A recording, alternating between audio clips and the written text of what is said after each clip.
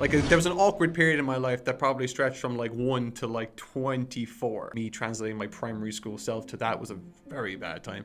That was a very kind of like sobering, very, honestly, very deflating moment.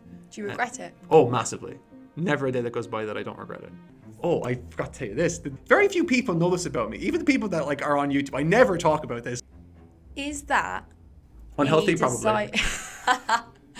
Is this like a fundamental part of me that if I did quote unquote fix it, would I become a foundationally different person? And that's a scary concept. I had spent so much time, so much money, so much effort, so much mental and emotional energy on this particular thing, and I really thought I believed in it. What made you go though, yeah, I actually think I want to do this for a career? So,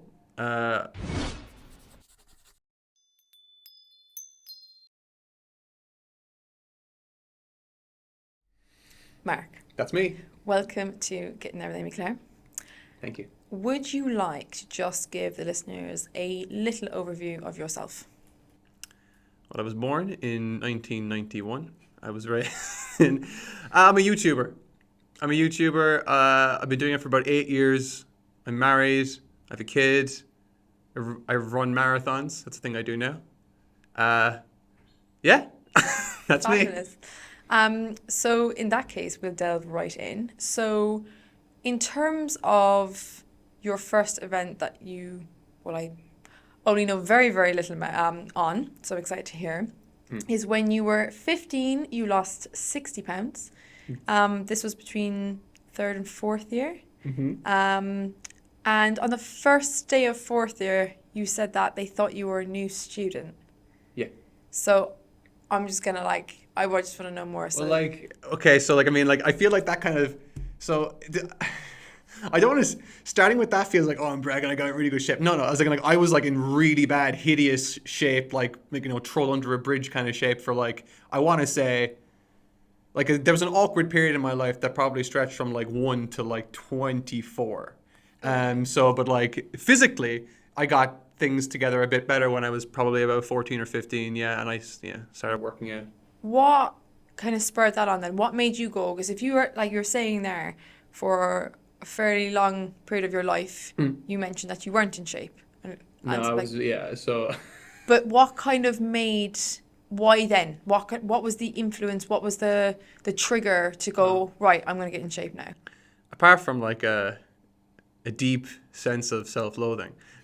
Apart from that, to be honest, it was I've always been the kind of person, luckily, that if I feel like if I want to do something, the decision that I make to do that thing usually comes to fruition, particularly if the end result is down to my own personal input. So when it comes to something as personal and self-sustaining as getting in shape or getting on a diet or whatever, I'm usually good at that because it just means I need to do less of a particular thing. I need to do less sitting down. I need to do more of this, and it's almost like mathematic the way that I think about it. But I did a lot of that. It was pretty much between the summer of third year and fourth year, I lost all the weight, and people thought I was a completely different person, which was a big ego boost. But at the same time, there was still a lot of other kind of little baggages of insecurities there with it, because when you shed the weight, you still, very few people know this about me. Even the people that are on YouTube, I never talk about this. So this is I'm getting privilege. No, I heard it here first, folks. So as a kid, I was spherical, and but I was always, I was always keen to do things and get out there and do things. But I remember one specific thing. I don't know if you remember this actually, because you and I are from a kind of a similar area. Were you aware that Ronan O'Gara ran through Riverstick? This sounds vaguely familiar because he lived in Douglas, right? Yeah. You don't think I'm a stalker for knowing this? Maybe not Ronan O'Gara, Ronan Keaton. Or he was one of Westlife. I think. I don't know where Ronan Keaton I'm bad lives. at sports. Ronan O'Gara. I'm so sorry. One of the Westlife or Boys Own Boys. One of them. Yeah. One of the handsome boys. They were running through Riverstick and for charity. For he was doing some kind of thing where he was running across Ireland. And I must have been 8 or 9 at the time. Okay. But we decided to run with him from my house to Riverstick town. And did he know you were running with him? Oh, so this was a bunch of people in the area were running. So that was sort of the thing. He was running for charity. This was following. Oh no, he did. It wasn't just me. It wasn't just me tagging along just for the lulz. No.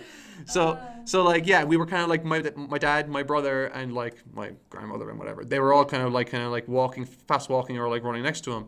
My younger brother was able to keep up with him, and I wasn't, and that always really hurt me. And it was kind of like I was always really ashamed of that and all that kind of stuff. So it all kind of came to like a moment, I want to say, in like when I was around 15. I was like, you know what, I'm kind of tired of this. This is kind of mid, so I'm gonna go, try to do more things. And I just pretty much lived on a cross trainer and ate very little. Probably a very bad way of doing it in hindsight. But I was 15 and didn't have any kind of like, this was all like my own kind of like personal decision making. It wasn't like influenced by my parents or anything like that. It was just something that I just decided to do, which was probably ill-advised. But you said, is it your younger brother was going on runs, or you? He wasn't even going on runs. He was just not spherical. So like, so like there was an element of that. So like I was always Rory, my brother. He was always like more sporty and all that kind of stuff, but he was always very naturally smaller than me. This is to say that like with the way that I was because of the way that I ate, because of the lifestyle that I led, but like he also just like ate less than me and all that kind of stuff. So there's a bit of that.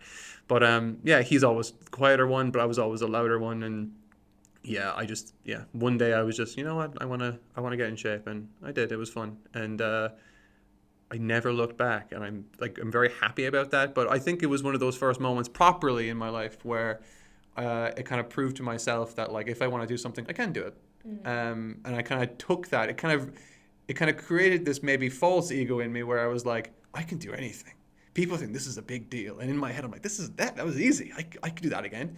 And I kind of applied that to like, whether it be in school at the Leaving Cert or trying to go to college and all that kind of stuff. Thinking about things more in along the lines of, this is a thing that's difficult to do, therefore I'll do it because it's worth doing, because to other people it looks good. And that's probably an unhealthy way of looking at things. Not probably, it is. It is an unhealthy way of looking at things. And that kind of led to its own problems down the line, but yeah. Can I ask, so obviously physically there was, rather great changes. How did it affect you mentally? And I'm not saying any obvious here. Some people automatically assume, okay, this is all great, but for you personally, losing that amount of weight, or especially to the fact that you're saying people in school didn't recognize you, so obviously there was a bit of a transformation there. What was going through your mind? How did it affect you mentally for kind of a year or so after when that happened? Well, leading up to it, I knew that like there was going to be like an ooh and ah kind of thing, because it was like it really did look like I was a different person. There are pictures of me where like it's strange, right? So like I was heavier at 14 than I am now, way heavier than I am now. Like I was like easily like 220 pounds when I was like 14. It was like really heavy. Okay. But like my face held a lot of fat, and so like when I went back to school, it looked like I had a new face. So I knew that was what was going to be the case going in. But it was just nice. It was nice seeing like so like there's two ways to look at this. And there's the pessimistic way, and then there's kind of a more realistic way. I'm probably somewhere in the middle, so I'll kind of give you both. So the pessimistic way of looking at things is probably thinking along the lines of, these people should have treated me better, and like, people are who they are, and like, everyone should be treated with equal merit, and whatever, right? And there's definitely merit to that. People should treat people with respect, but I also have to keep in mind that like 13 and 14-year-olds are the spawn of hell. You're never going to meet a good year group in that it's the worst age group. It's the worst age group. So like expecting like a reasonable level of understanding and care on some sort of emotional level from those people is kind of like a bit unrealistic, but you don't know that at the time, obviously. But the more realistic take then is like, okay, I think there's a certain level of responsibility that I need to take as well, because the person that I am, allowing myself to be this way, it's making me unhappy, and I'm not doing anything about it. And I think that kind of reflects a lot on me. And so to kind of echo what I said before, it sort of adds this extra layer of control and responsibility that I feel like I have to myself. And if I can't at the very least maximize what I can control, I don't think it's fair for me then to complain about things that I can't control. Yeah. And that's sort of been like the kind of like biggest lesson like I sort of took from that area, I think. How did it affect relationships in terms of friendships and things like that? Is there any change? So again, I think all the changes, generally speaking, came through me. So like I'm very lucky to have a very strong group of friends. I still keep in touch with them to this day. There's like a group out of about 8 of us, and we go on group holidays and all that kind of stuff. It's great.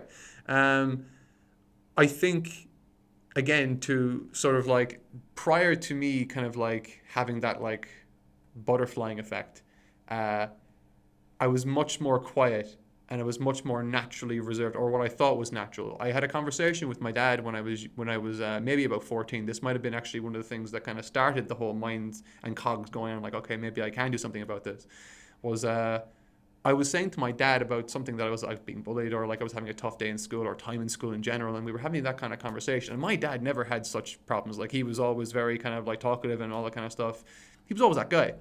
And when I said to him, just like it was a comment in passing. I was like, like I'm just like a naturally kind of like shy, introverted person. And he was like, stop. No, you're not. I don't know where you're getting that idea from, because when you were a kid, we bring you to see Santa or whatever, like, and like you'll be like 3 years old, and like plot me in a crowd of people, and like Santa would say, boys and girls, who wants to ask Santa a question, and like no one would say anything, but I was jumping up screaming like a lunatic, because that was kind of who I was. And I think in that moment, and telling me that story, he was sort of trying to tell me that like whatever way that I'm feeling about myself is sort of just a kind of facade that it's sort of a learned behavior. And I think that kind of helped me. And in that same way, when I did lose weight and started to take control of my life again, in the ways that I could make a meaningful difference, it gave me that kind of confidence to be more of who I am. And like if you talk to my friends today, they'll still say the same stuff. They'll still say that like I was kind of quiet prior to third year, but then when I came back that summer, I was like a different human being, because I was like the way I am now. I love to talk, and I love to poke fun. I like to joke around and all that kind of stuff. And like they would even say that I just have a hyperactive personality in terms of even my energy levels when I run around the school. So like it was a bit more of that. The person that I was at home, where I was comfortable, was sort of translating more and more to where I was in school, and kind of finding a way to marry those two lives together. Sort of like ended up in a happy situation in the end, thank God. But okay. So in terms of your kind of social life then, how was your social life before and after? Because obviously you've mentioned there how these kind of two different lives you kind of felt like you're living, which I think is a lot more common than you may think. oh, absolutely. Someone's very, very comfortable at home, acts very different in school. Sure. Were you said that you thought you were a shy child. Mm-hmm. Did that mean that you perhaps didn't socialize that with friends before, or was that not a thing? So like, I think there was definitely an element of me not being socialized as well as I probably could have been. But I think that was largely out of the hands of my parents or anyone, because like there was a lot of kind of like turbulence going on early on in my family when I was born. So like I was like moving around a lot or whatever, and like I didn't get the chance to go to the same or go to play school really. Okay. So like there was a lot of that. But I went to junior infants, and I spent the same time in that class, went all the way through primary school, through secondary school. But really, yeah, it was just like in terms of socialization, I think it's like a lot of it is like hierarchies and stuff. So like when you're at home, you sort of like it's where you've grown up. So like you know exactly what the quantity where everyone stands, where you stand, and what you can say, what you can't say without getting pushback. And there's a very little risk associated with what you can say at home. And I sort of think then that like either when you're outside, when you see someone drinking or whatever and they're out having a good time, or if they're at home, and how they treat their parents and all that kind of stuff. That's usually for me a really good indication of what kind of person they are, because this is the kind of person that they are when they don't feel like there's any kind of social backlash, or there's very little social risk. And so I feel like, at least for me in my situation, when I went to secondary school and it became a very much more like it's a much more adult environment, and it's tougher, and like me translating my primary school self to that was a very bad time. But when I eventually kind of like learned the meta of the game, it was very much the situation. It was like I just gotta be more like me, and there's a certain element of like fearlessness that has to go into it as well, in my experience, because you aren't like this goes into like anything. It's what I apply to what I do with YouTube, and like. There are so many things that you can't control. but they're the things that everyone focuses on. And when you focus on those things, you'll only kind of spiral more and more into negativity. When I think the most meaningful differences, at least from a character perspective, like your own personal character, is like, what can you control, what can you maximize, and all that kind of stuff. And so that's sort of why I took the kind of route of like, okay, I'm gonna focus more on being myself, and like, trying to kind of show that, and kind of like take risks, make the jokes that I would make around my family, around my friends, and see how that plays out. Like, make sure that I take an extra initiative to go out to do all these things. Like, I love going to parties. I love social gatherings. Like, my friends would say, do you want to come down? Do you want to, just walk around the park? I'm like, hell yeah. I fucking hate being at home. So like, not that there's anything wrong with my home. I love my parents. I love my family. But like, it's just like, I'm always the kind of person that wants to get out and do things, which makes YouTube tough. But like, in terms of socialization, then like, I think I made up for it quite a lot I think I socialized myself, and who I am right now sort of became ironclad, I want to say, between the ages of 16 and 24 probably, but not before. Okay. It's have you heard of the expression or term locus of control? Locus of control. No. Okay. So when you were talking about control there, funny enough, I wanted to ask you this before, and then you mentioned it. So I was like, thanks for getting on topic for me, Mark. Locus of control, it's a term used in psychology, whereby if you believe you have the power to control certain things about your own life, or you believe everything is controlled externally. Most people have an external, so they basically believe that everything will happen regardless of if I try or not. It's an element, but I'll give you, to kind of elaborate, most entrepreneurs have an internal locus of control, because they believe that if they believe they can do it, they can take action that will, basically, hopefully produce an outcome. Sure. Whereas a lot of agency and stuff.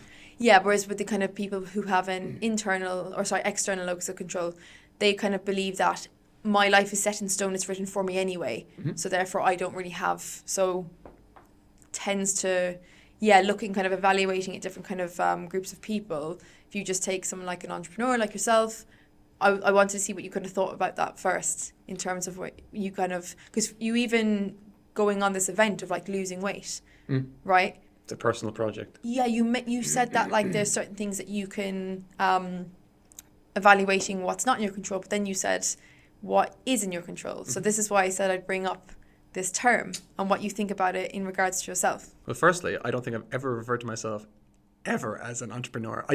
I would venture to say that I don't even know how to define that. But if that's what I am, it is what I am. A creator that earns money via their creation. That's me. Yeah. What do I think about? I definitely subscribe to that. To be honest, like, subscribe to that. He's using the lingo now. That was completely unintentional. I know. I'm going to point these things out. I hate that. That's anyway. No, this is fun. This is fun. Yeah, sure. It's in terms like, so like, this is so like, for those that don't know, I cover like storytelling online, and so I kind of like break down how stories work. There are certain themes that are recurring, particularly in coming of age stories, but sometimes you get like kind of curveballs, and someone will throw here's a theme of fate, and I never like those stories. Interesting. I personally find them really unfulfilling, because it's sort of, it's in a way it sort of robs the agency of every character involved, and it kind of feels like the whole mechanism of the story is set on these tracks that are going to end at one fixed point. And that's true no matter what book you read. And obviously, when you buy your book, the first page is necessarily going to lead to the end. But that is not at all how I imagine life works. Yeah. And so what I mean by that is that, like, okay, I largely hate my job. Interesting. I largely hate my job, but I think everyone hates their job at some point or another. But like, instead of focusing on what it is that I hate, because I do love a moan, I love to moan, but to minimize the amount of moaning that I do, I at the beginning of 2020 started training for my first marathon. and I said like, okay, I'm going to do this goal because like I know that like getting the necessary sleep, getting a good diet, exercising regularly, these are all things that will make me feel better.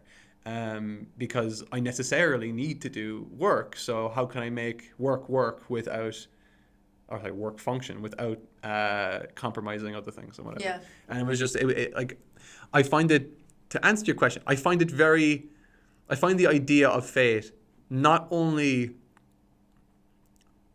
agency robbing, but extremely boring. Okay. So like, that is really interesting. If I lived my life thinking that like I was fated to do this or I was fated to do that, I wouldn't feel compelled to try or work on doing anything. And I like that is scarier to me than maybe anything, because I get bored. Like most of the things that I do in life is to try to like not be bored. Yeah. Like okay. I love engaging in like this is amazing, by the way, because I get to like engage, like I get to interface with a real life human being. Hey there. Yeah. So like yeah. So it's a plot twist. I'm actually a humanoid. Oh yeah, no, it's augmented reality. Put on the Vision Pro goggles. That's dystopian. Sorry. But yeah, it's very much the case of just me, just like very much an an internal locus of control for you then. Well, like. You feel that you can have some control over and doing stuff. But like yeah, exactly. But like it's not even so much that like I subscribe to this particular notion. I can't conceive that there's no evidence of another one. Like I can say, okay, I chose to do that before I picked up this thing. I said in my head, okay, I want to make a point. I'm going to do this. I'm going to do that. But the person who says the whole fate argument was like, you're the kind of person that's going to want to do this, and therefore, yet necessarily, you could write a coded formula or whatever that could predict what exactly you're going to do. And there are infinite number of outcomes and infinite number of multiverses and dimensions and all that kind of stuff. Knowing that and keeping that in my frame of mind, if I want to maximize what I can achieve in life, that way isn't going to get me anywhere. Yeah. So like it might get you into a good headspace in terms of like personal acceptance and like, being like water and just kind of like filling up the glasses in whatever way that's presented to you. But like for me, it's boring. I think more so than any other kind of like metric that moves me, boredom and staving off that feeling of boredom is like a big motivator. Where does that come from? I have need to Huh? like it might sound obvious, like, oh sure, no one wants to be bored, but like you say more than others, maybe that kind of need to maybe constantly be entertained, because that's like not being bored, right? Where does it come from? Yeah. Were you always like that? Well, yes. Ask anybody. Is like I've always been the kind of person that's very talkative, that's very kind of like, sometimes I'll just say things too fast and it'll come off as offensive and I don't mean it to be. Not offensive in like a kind of a PC sense, but offensive as like my stepsister on holiday. We were on holiday, our first kind of family holiday. I was much younger, but like we were on holiday, and like I went up to like to get changed to go to the pool or whatever, and herself and my brother were like downstairs, and she made sandwiches for everybody and all that kind of stuff, and she handed me one. And because I was making a beeline to the pool, but like she handed me the roll, and I'm like, oh fuck, I hate cheese, and I just throw it away, and I just keep going, not even considering that this was something that she did, because I thought like, oh, maybe my dad made it or something, Okay. but even still, that's not how you should treat someone giving you something that, whatever, even if it was my dad that did it. But like that's an example of just me, I would say, innocently doing that, because like consciously I'd never just say and just walk on without saying anything. But it was just like in my mind I was very much like, oh, I got to get to the entertainment, I got to do this thing, and I've always been that way, and I try to be more mindful of it now. So like because I think that was one thing that like the latter half of secondary school socialized me, and like so like I've always been sort of an outgoing person, but when it comes to like actually engaging with society in like a reasonable way, you sort of have to learn the hard way through school. And I think that's kind of what happens. You get slagged or you get kind of like mocked or whatever in a jovial kind of like harmless kind of way, like, but you learn it at a young age and you have to kind of get better with it. But I've always been the kind of person that has found boredom almost painful. So yeah. Speaking of a certain activity that isn't so boring, wrestling for you. This goes nicely into the second event that you're going to speak about in terms of that you think kind of shaped who you are. You nearly became a pro wrestler. I did. What was wrestling also something of interest to you? I kind of, so like I didn't watch wrestling when it was like super popular back in like Okay. the late 90s, early 2000s. I never watched it. People in school watched it, but I never did. So like I started watching it through my youngest brother, who just had it on. And like usually when a kid's like watching something and it's like the show's like fucking 2 hours long, and it's like, you know, it's like my dad watching the fucking golf or cricket or whatever. Like, you know, I no interest, but I'll plot myself down and just like watch it along. But like wrestling just turned out to be like a male soap opera. That's what it is. Like it's a wrestling show about a wrestling show. And Oh, okay, yeah. so like Meta. yeah, it's very meta. But it's yeah. So like it was always kind of a thing that I was interested in from the age of probably like 14 or 15 onwards. What made you go though? Yeah, I actually think I want to do this for a career. So, so like the mentality that I had in school of like, this is difficult, therefore I'll do it. Because at no point in secondary school was I ever happy with anything that I was doing. Because I feel like a lot of people go through the motions in secondary school where they're like, they're here because they have to be, because their parents told them to, or because they're scared not to. Yeah. Because, yeah. I remember specifically at the end of that, around sometime in sixth year, the guidance counselor came to me and said, "Mark, you haven't filled out your CAO." And I was like, "Sorry, miss, I just don't know what to put down. I don't know what I want to do." And she says like, "Okay, well, come in here now. We'll have a talk." And we went in and had a talk, and she was like, "Mark, what do you like to do?" And like me, being a 17-year-old, I was like, "I like video games." And like I'm like I don't even play video games now. So that'll give you an idea what kind of an answer that was. But in response to that, she says, "Oh, you should do computer science. People who play video games love that." Which is like saying to someone that likes bikes, "You should make bikes. You'd love to be a mechanic and make bikes." That's not necessarily true. People might just like bikes. I just like video games because of the aspect of playing it, not the aspect of making it. I would soon find out. Foreshadowing. There was so I went to UCC pretty much because the idea of leaving school and not having a plan was terrifying. Because it's like you spend your entire life on this fixed track, and all of a sudden you're kind of left out of everything while everyone seemingly advances in their own kind of independent directions. And so to avoid that, or at least stave it off, foreshadowing, I decided to do computer science, and I hated it from day one. It was like, so like where everyone had the quintessential college experience where they could like, you know, just hang out at New Bar, or they just kind of like get to play ultimate frisbee and like join clubs. I didn't get to do any of that, because if I missed a single class, if I was late or anything, I felt like I was falling behind massively. Because it's great for people who are into it, because I think computer science is a fantastic skill and degree, full stop. And it absolutely would have yielded great job opportunities for me had I stayed with it, which I didn't.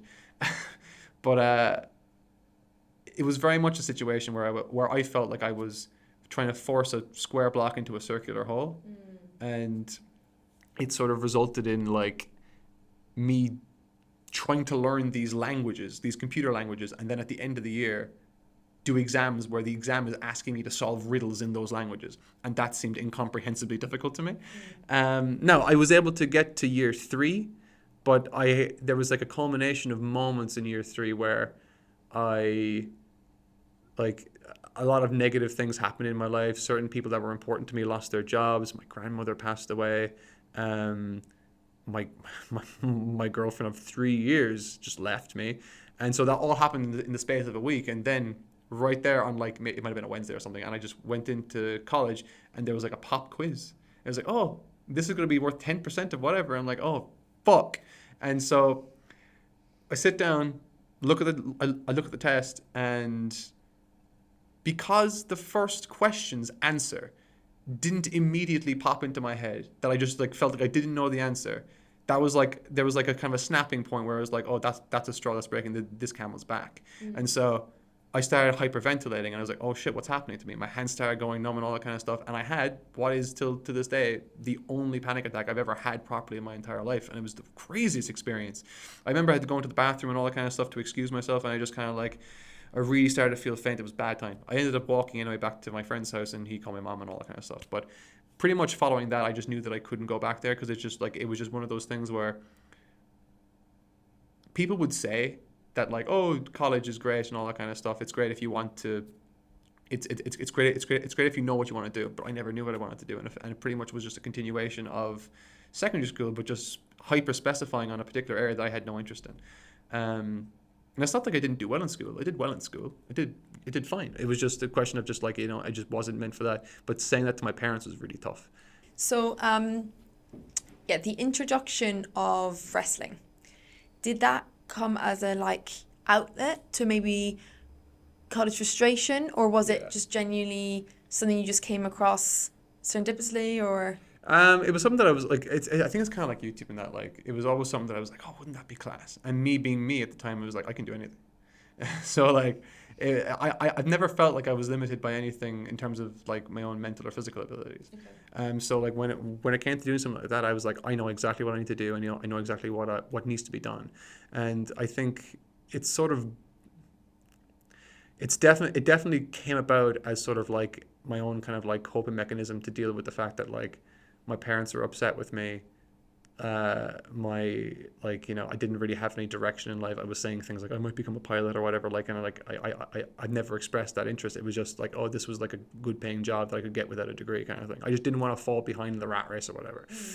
And I just like, fuck it. I'll like, while I'm waiting for fucking the year to end, I may as well just start going to the gym. And I did. I went to the gym for like years, and I started putting on like a good bit of size, a good bit of muscle, much bigger than I am now. And yeah, I was feeling great. But I looked up like a tryout kind of thing that was happening in Cork. I joined the club, did that for a year.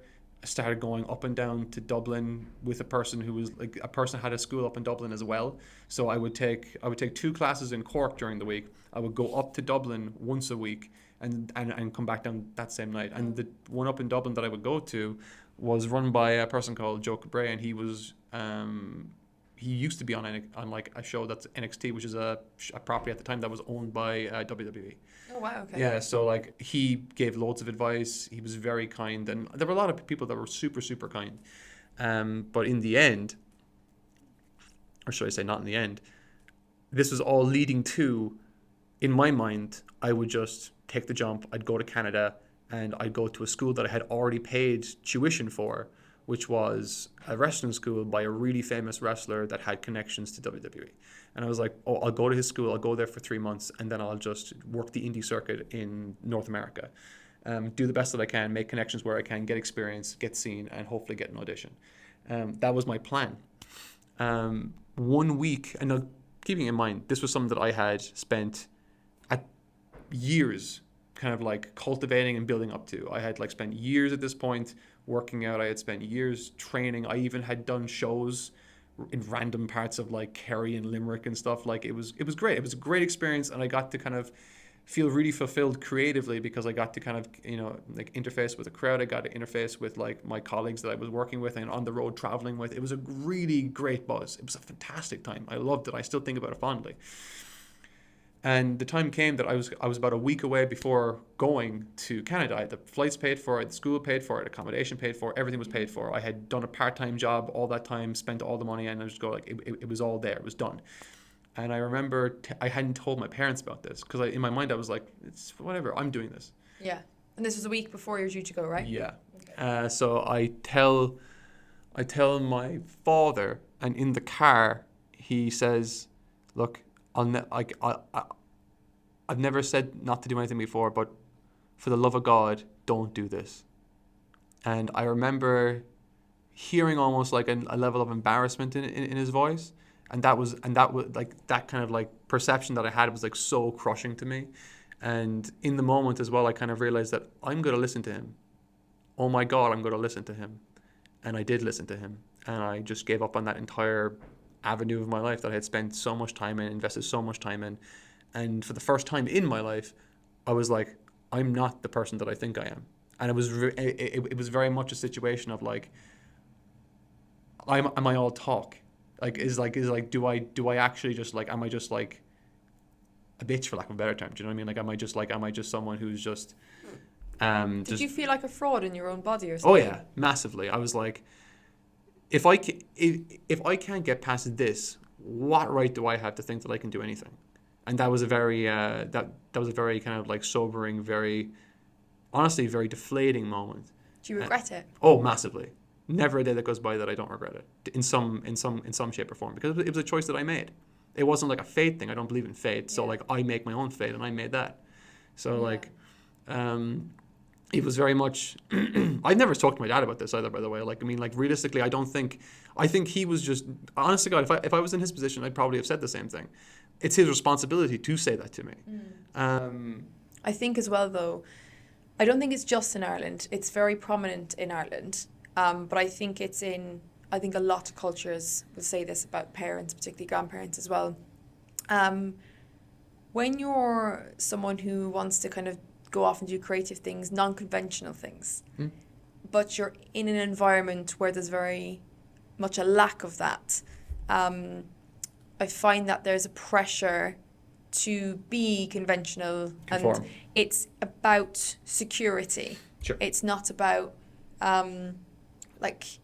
necessarily having fun. Like your career is just it's to get the money and that is it. Yeah. And I can totally empathize with that, by the way, because my father and his generation largely didn't have that security, and like there was a sort of like, especially my father, like like he grew up in a situation where like money might have been scarce, like in many families, and so like it was one of those situations where like I had the luxury of like having these dreams and aspirations, and he gave me the ability to have those things. Yeah, that's and like I think it's very much like whenever I think back to that, I don't think less of my dad for saying those things to me, sure, generally, yeah. because like if he didn't say anything to me and just encouraged me at the door, I'd almost be thinking, does he care? And like, because like from his point of view, I'm making a massive mistake, but like at 23, 24, like I should have been strong enough in my own convictions to do that, and I wasn't. And I judge myself for that. I don't hold anyone else responsible for that decision other than me. Yeah. And so I think, yeah, you were saying like with your father, he was trying to protect you. he was doing what he thought he should do. Exactly, yeah. And I think it's a really interesting dynamic with loads of different people and when it comes to decision making or parental influence, because they're going to try and project their interpretation of what being a protective parent is, right? Sure. So yeah, that's a really, really good point. In terms of wrestling, is that dream, do you think that's ever going to return? So because I'm a very pragmatic and realistic person, the way that I always had it sketched out in my mind was that I was young enough to start doing something, make a name for myself, make the connections necessary, and then have enough years in the tank where I could like establish myself in the company, do things, all that kind of stuff. If I'm going to do something, I don't want to do it halfways. Like I'm 31 now, like I don't like I probably could do something if I went all in, but like my life's in a very different shape right now, and I'm quite pleased with the way things have gone, thankfully. But like, it's just one of those things where it's just, yeah, it's nice to think about. It'll torture me to think about it. What if? But like, yeah. We all have that though. Absolutely, yeah. I don't doubt that. In the multiverse. Let's go into quantum theory. So no, just string kidding. theory. Yeah. But yeah, it's just one of those things like to kind of like. I would love to think that I could do it and all that kind of stuff, and it would be a dream to be able to do it. But like, it's just one of those things where it's just at this point it's kind of untenable. It's like I've said it to my partner. Like, there's nothing that I'm focusing a lot on like marathons right now. There is nothing more frustrating to me. I'm not judging anyone else, but to me, there is nothing more frustrating than the idea, the mere suggestion that anyone would make that, Mark, you should train for a half marathon. Why would you want to go for a full marathon? Or Mark, you should train for a half Ironman. I don't want a half a medal. I don't want to race half a race. I want to race the full thing. I'm either going to do it all or I'm not going to do it at all. Is that unhealthy? Probably. Is that a desire to? This kind of goes into perfectionism a little bit, but is it a desire to prove something to yourself, or is it a desire to prove it to others, or a combination of both? This need to do everything. I think my knee-jerk reaction is to always assume that so I think. Okay, so first part, yes, absolutely. I have a crippling sense of inadequacy, and that's real. and I always try to kind of like move the goalposts further and further into more unreasonable territory, just to kind of like give me a chance at maybe proving to myself that I am worthy of some sort of consideration. But I think as well, like I think naturally, because we're like creatures that work on social currency, we're always hardwired to believe that we're under a spotlight and a fine microscope, and so we gotta keep upping the ante and proving ourselves to these people lest they might think ill of us or whatever. When in reality, if someone's giving a speech, like, who's the last person you saw giving a speech? Like, it's difficult. Myself or my colleague. Right. In the nature of the job I'm in. Mm-hmm. But not so much a speech, like a very formal speech. I think the one that you're on about. Yeah, like, I mean, like, most people, generally speaking, like, when they watch a speech, they're hoping the person does well. But at the end of the day, maybe 5 minutes after the speech is done, they'll never think about that person again. Because, you're, like, realistically, the person speaking isn't that important to everybody there. Yeah, and not formal speaker, like formal speech. Yeah. Like, yeah, it's a good point. I can't really remember exactly when. Yeah, it's just one of those things where we just kind of don't really keep track of that kind of stuff, and it's not because we don't think it's not because we think less of the person. It's just that they're not in our lives, and so we're not thinking about them. But I think when you're putting yourself in a situation that's quote unquote high risk, like a speech, or you're delivering some kind of like interview, there's like this kind of interrogation. there's this idea to kind of like think, oh, everyone really cares and is waiting on every word that I say, when in reality, some things they might care about, some things they won't, like, but you can't control that, so why think about it? But what was your question? I completely forgot. Take two. Sorry. Action. No, it's absolutely fine. It was basically like the kind of need, you said that how, you don't really do things half-assed or whatever. Yeah. This kind of like desire to kind of go straight to the finish line, literally and metaphorically. Is that this need to prove something to yourself, or is it need to prove something to others? It's definitely like, so it's definitely for proving something to myself. That's without question. I've even had conversations with my friends and people about that, because like it's just something that I really struggle with, because I don't really feel like me on my own is enough. And so, but I think a lot of people, especially in a creative space, kind of share that sort of sentiment, because imposter syndrome. Absolutely. So like we sort of perform because we want to make people happy, or like we might have gotten positive feedback from that as children or whatever, and we sort of kind of like learn to kind of make that a part of our personality and manifest in those different kind of ways. But you're also bullied for that, so it's kind of like this weird kind of fucked up dynamic you get at least I did. But when it comes to other people, I don't think other people care as much, though. I think our instinctual reaction is to think that they do. But I kind of try to combat that as best I can, because I know that a lot of my problems that I have are sort of internally facing, and I don't know where they come from, really, to be perfectly honest. I don't know why I have a sense of imposter syndrome, because I spent years learning how to edit, learning the platform, learning the different mechanisms, coming up with ideas. I've written more pages than there probably are books of Game of Thrones, released or otherwise. And I still think I'm a terrible writer. I still think that I make terrible videos. I still think that I'm a terrible performer. I still think that my channel is terrible, that like I could be a better boss, that I could be a better everything. And like the thing is, there's merit to what I'm saying, because me being my worst critic, I'm going to pick up and point out things that like, oh, this is bad, this is bad, this is bad. And that's what I'm going to hyper focus on, because you're not really going to spend or dwell too much, or at least maybe I should. I don't know. I probably should. I never stop to smell the roses. I never stop to enjoy. And my mum even said that recently. Like, Mark, you never stop. You've got like 800,000 subscribers. You make lots of people happy, and like, oh, you got a business, and like you're able to buy a house.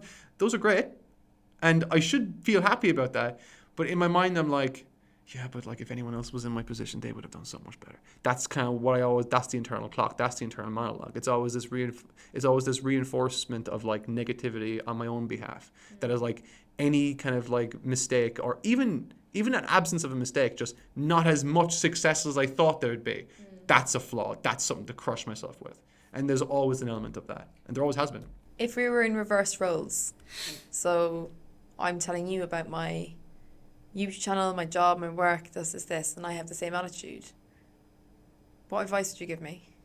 Well, so when I hear someone like you talk about anything, and the same goes for any creative, I'm very much a big believer, and I have tons of time and respect for people that like don't just talk about it, because especially in the industry that I'm in, so many people just talk about it. They talk about, oh, wouldn't being a YouTuber be class? Or, oh, I'd love to make a video about this. Or, oh, I'd love to do this. I'd love to do that. Wouldn't that be cool? I'd love to talk to this person. I'd love to interview this person. I'd love to go there, this, that, and that kind of thing. Words, it's gone to a point where now words are meaningless to me. And we're on a podcast. We're on a podcast. This is class. This is ideal. We're going to wrap it up there. But yeah, like I've great respect for you then, because like you took the initiative. You're going out and you're kind of like looking at, like, I mean, like there's an entire set here with cameras, and like, you've clearly thought this through. that's tons of respect, and I've like that's all that I think about when I think about that. And I know that when I think ill of the different things that I think about myself, that it's wrong, but for some reason it doesn't matter that I know it's wrong. I still feel in my heart that it's right, and I can't figure a way out of that. And the troubling thing is, I've tried to go to therapy for it. I've tried to do everything for it. I've tried to talk to professionals about it. I've talked to my friends about it, and I'm very much the kind of person that's an open book. I'll talk about anything. Yeah. Generally, I'll talk about anything, and really, I mean, I've seen movies. People that don't talk about things, they get fucked up, and I don't want to do that because I learned from the movies. So like, I'm a millennial, but like, so like, I know, generally speaking, I don't know if I'm unconsciously going through the motions in that regard, but I don't think I am. But this is all just basically to say that, like, in earnest, whether or not I'm looking at myself, fairly, I can never seem to shake this idea that like I'm not enough, and that's never been able to go away. It's something that's been there ever since I was a little kid. Never mind an adult who has like responsibilities and people depending on him. So like it's sort of something that kind of gets recontextualized and compounded later in life, but it's something that is still fundamentally there and part of me. And so in that sort of respect, I worry then that like, is this like a fundamental part of me that if I did quote unquote fix it, would I become a foundationally different person? And that's a scary concept. So I don't know. I've spoken to a few others, some by this podcast, others just through casual conversation. And when they had issues in terms of some like similar to yours, some slightly different, but the kind of same concept of like something quite internal, right? Sure. It's an interesting one because you're now a father. And these people that I've spoken to, sometimes their kind of awakening, epiphany, whatever you want to call it, came later in life through the means of their child experiencing something similar. Do you ever think about, in terms of your child, if they grow up, or children if it's the future, how do you think you will be if they're going through something similar? See, I don't actually think I worry so much about that. Yeah. And like it's strange. I've never thought about that, but like I don't think it's something that I would be bothered by. In the same way that I might look at you and like you yourself might have your own insecurities about whatever. I don't know what they might be, but like you might do. Everyone does. I won't see those insecurities and I won't pay them the mind because outwardly you're doing exactly what matters. Mm-hmm. You're going after it. You're doing your best, and that's all that anyone could ever ask of you.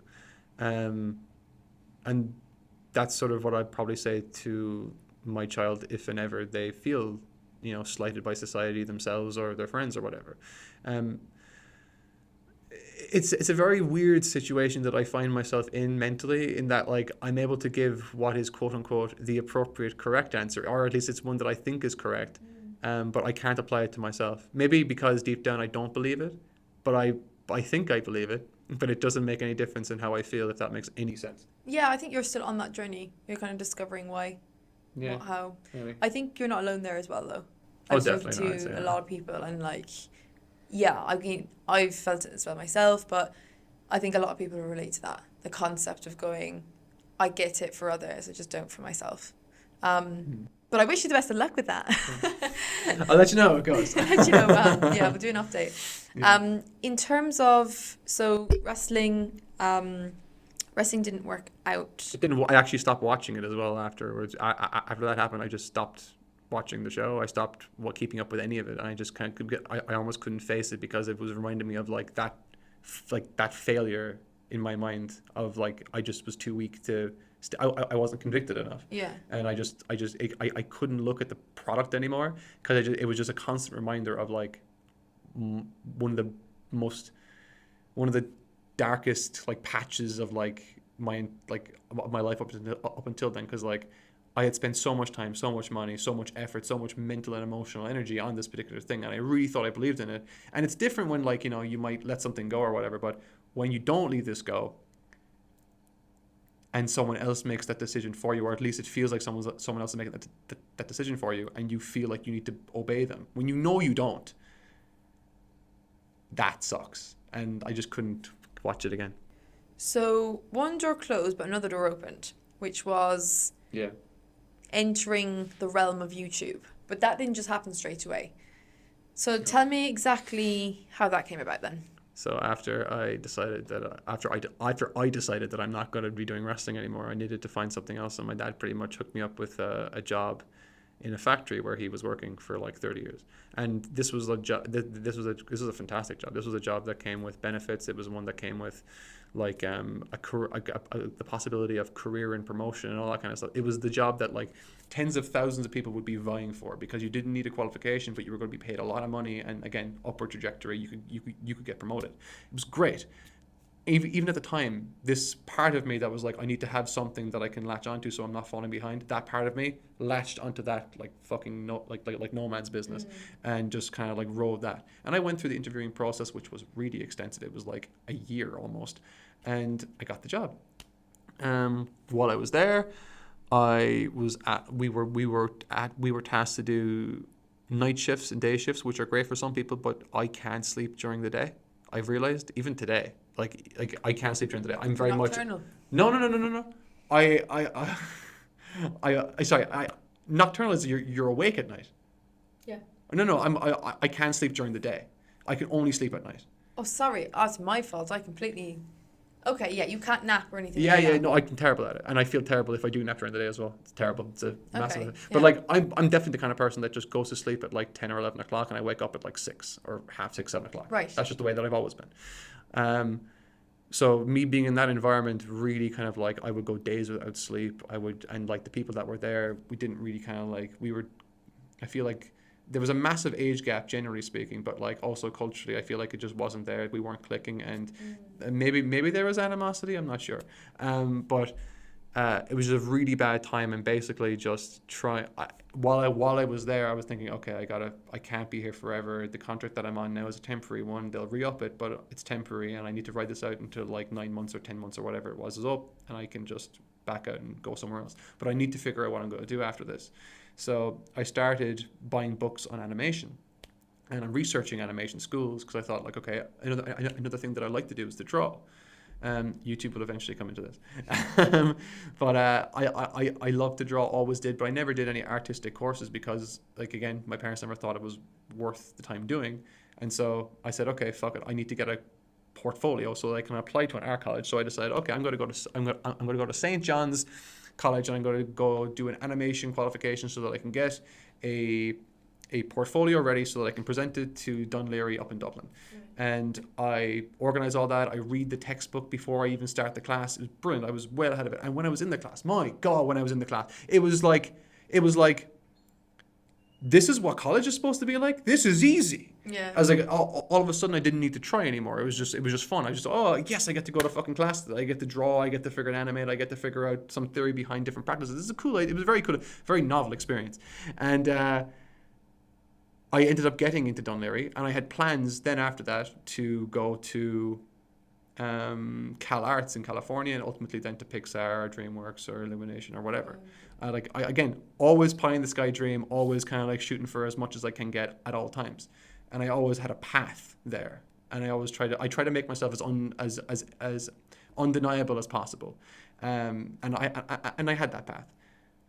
At the same time, rewinding back to when I was in the factory, I also started a YouTube channel because I just needed to keep my mind occupied. Because there would sometimes be long stretches where there wouldn't be a lot of work to do. So I just need to keep my mind occupied because I hate being bored. And so I was a big fan of watching Dragon Ball. And so a friend of mine was in Japan. I was like, oh, I'll make this video, give him, I'll show it to him as like a kind of a goof, like saying, look at these things, and like this is what's happening while you're away and all that kind of stuff, just to kind of talk about it. I think nothing of it. I forget about it, and maybe like 3 weeks later, some person shared it on their blog, and it got like 20,000 views. And I was like, oh my God. How many videos in was this? 3? Oh, wow. Nice. Yeah. It was nice. It was like, whoa, this is cool. And and that was my very first encounter with the dragon. And I want to chase that dragon. I want to chase that feeling of like, oh, look at all this, look at all these social validation points online. It's great. Yeah, so like I still keep working on YouTube while I'm doing the animation thing, which is very much my priority. And as soon as I get accepted into Dún Laoghaire, maybe a few months before the actual course starts, I'm kind of like there working my part-time job, and I'm thinking, I'm going to quit this job and focus on YouTube entirely. because I'm earning more money on YouTube now suddenly. And I do that. Months pass. About a week before I go to Dunleary, I'm thinking to myself, this YouTube thing is really popping off. I've got like 100,000 subscribers. I'm making good money. I'm making more money than my dad did at this age. I might just see this through, and like, you know, if I still have the portfolio, I can always go back to do animation if need be. And I never went back. And a part of that was you moved to Japan. That was part of it. But then it didn't last as long as you thought it would. So I moved to Japan, I want to say 2 years after I started the channel and dedicated it to it, maybe. See, my friend was living out in Japan at the time, and I wanted to go out to meet him. Japan was like a place that I always wanted to go to anyway, and I had been there a year prior on like a vacation, but I wanted to kind of do a more long stay. Initially I had planned to stay there for a year because I'd gotten a year-long visa, and when I went to the airport and flew off and whatever, my intention was to stay there for as long as possible. But when I was there, I was reminded of what was at home. And when I was at home, weeks beforehand, I had met up again with the woman that would eventually become my wife. And we kind of like reconnected. We were only friends, but we hit it off so well in those last few weeks. And we kind of like, I took her out on a date and all that kind of stuff. And like, it was supposed to be like a friend date, but it was like a date. We were in like Bunny Canelans, like, you know, so like it was nice. But we were talking for like 7 hours that day. And as soon as I left, we were texting all night and all that kind of stuff. And like that next week, what was supposed to be more gatherings, like I initially met up with her just because I was leaving and I wanted to touch base with all my friends. But that turned into 2 meetups, 3 meetups and all that kind of stuff. And eventually she came to Dublin to help me get my visa. So when I eventually left, we stayed in contact. But before we left, I asked her to be my girlfriend, and because I knew that I'd regret it for like the rest of my life if I didn't. And so like when I was in Dublin, I asked her, and she said, "Thank God you said something. If you didn't, I would have said something. But thank God you said something, because I would have been so nervous and whatever." And so she said yes and all that kind of stuff. So I left then with the intention of staying in contact and to come back at the end of the year. And she was willing to, and she accepted that brilliantly. I don't know how she did, but she did. It's a very unreasonable thing for me to ask. And when I was away, I watched a film, and it was and it really kind of like we stayed in contact. We watched films together all the time, but we watched this film, and it was called Your Name, and there was a moment in it where like you've seen them. It's class. Yeah, I've seen the film. It was a moment where like she like opens like her hand and like it says "I love you" on it, and I was like an emotional wreck. I cry all the time at films, but like it was so like that was very much. I was like, oh my God, what am I doing here, and all that kind of stuff. Because like in my mind, I'm thinking to myself, I'm letting what could possibly be my forever slip through my hands, and I'm taking it for granted, and it might not be there, and it's so unreasonable what I'm doing. And so what I decided to do then, after only being in Japan for like 2 months, I booked the next flight home. Don't tell Karen. Oh, I forgot to tell you this. So like before I left for Japan, I gave Karen a letter.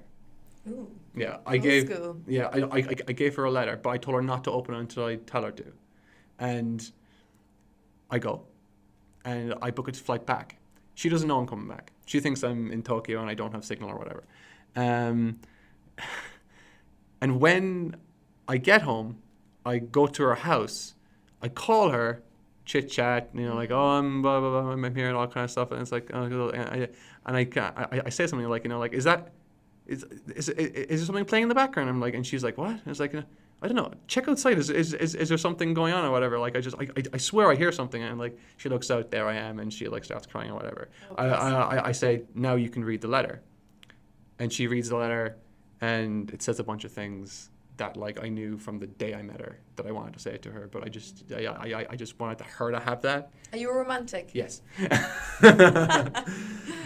Yeah, it's kind of part of what makes a relationship kind of like feel, I don't want to say fun, but alive. Yeah, you know? I think that's important. Because like otherwise you just kind of feel like you're going through the motions. Like I have like, I'm very lucky to be with the person that I'm with, like, and like we've known each other since we were 7. Yeah, that's very, very cute. So like that was what kind of dragged me back here. and I wouldn't even say drag me back. I came screaming back here.